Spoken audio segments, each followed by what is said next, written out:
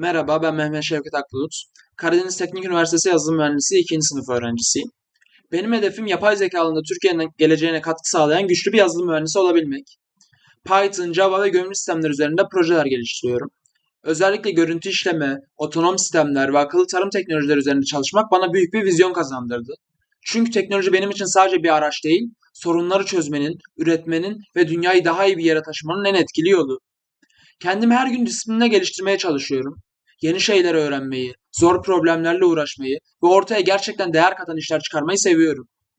Yapay zeka alanında derinleşmek için ciddi bir motivasyonum ve yüksek bir çalışma enerjim var. Yapay Zeka ve Teknoloji Akademisi'ne katılmak hem teknik becerilerimi ileri seviyeye taşımak hem de vizyonumu genişletmek için benim için mükemmel bir fırsat. Burada öğreteceğim projelerle gerçekten fark yaratacağıma inanıyorum. Enerjim yüksek, kararlılığım tam ve bu yolculuğa başlamak için hazırım. Teşekkür ederim.